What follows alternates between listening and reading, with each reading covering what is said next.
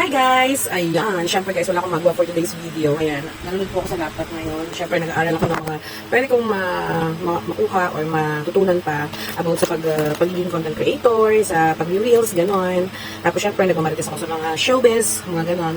But anyway guys, ayan, dahil nakita nyo naman, Diyos ko po, yung last video na ginawa ko, kay Roxanne para sa ating ito. So our top oil na pagtanggal ng whiteheads is 128k na siya ngayon guys. Thank you so much sa lahat po na nag-views, nanood, gano'n. Ayan, nakita nyo naman guys, wala akong makeup, but it's okay kasi sanay na naman kayo sa akin with or without makeup. So ito talaga yung aking fest, so wala na tayong magagawa.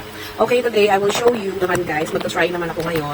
Ayan nga guys, medyo naputol kasi napatay ko, nalagay ko kasi sa phone stand yung aking cellphone. So anyway, ito try ko din ngayon kung meron akong mga whiteheads. So pasensya naman ako kasi hindi pa nga ako naliligo. Talaga, tinatamad akong maligo. Ganun talaga ata pag may pinagdadaanan ka sa buhay. But it's okay, sabi nga kapit lang. At dahil dyan, kakapit tayo ngayon dito sa Art Top or actually yung videos na ginawa ko nung kay Regan, parang ano siya parang 39 or 28k views din siya. Tapos yung kay Nene, nawindang ako guys, kasi 128k. So, ito lang kasi siya guys. Baka gusto nyong bumili, ayan, i-search nyo lang to sa TikTok. TikTok ko lang siya binili. So, para lang siyang nail polish or para lang siyang yung, ang tawag doon, colorless sa nail polish. Ilalagay mo lang siya dito sa mga part na pwede mong lagyan. Lagyan ng kanyang parang tissue or paper. Yan. Paper removal, blackheads, ganon. So, lalagyan natin dito yung area na to kasi hindi naman talaga po ako mahilig kukot-kot sa buka. Yan. So, nalagyan ko din yun sa akin. Medyo malamig siya, medyo mahapdi. So, ito try natin. Nakita nyo naman yung nilagyan ko lang is ito lang. So, meron siyang free. Yan. Meron siyang free. Ngayon ako nakapag-upload ulit ng video kasi nga po, marami akong ginagawa. So, ilalagay natin siya dito. Ko-cover ko siya. Ayan. Ito-cover natin siya. So, ayan guys, nilagyan ko na siya.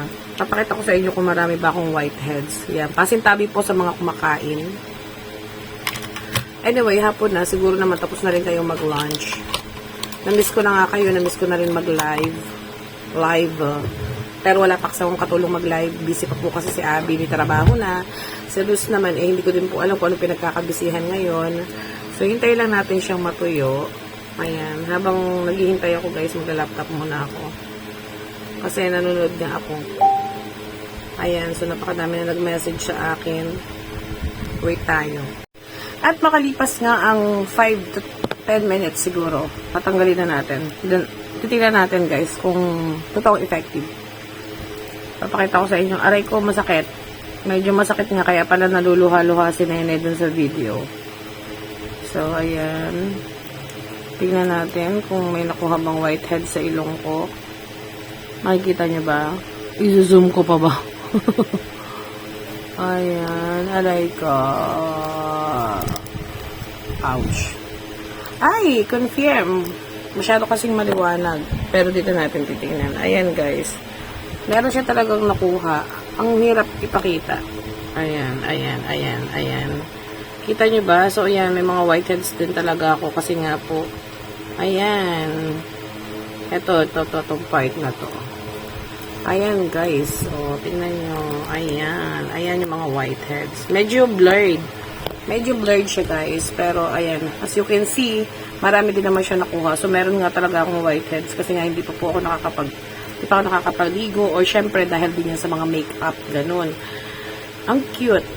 So, yun lang guys.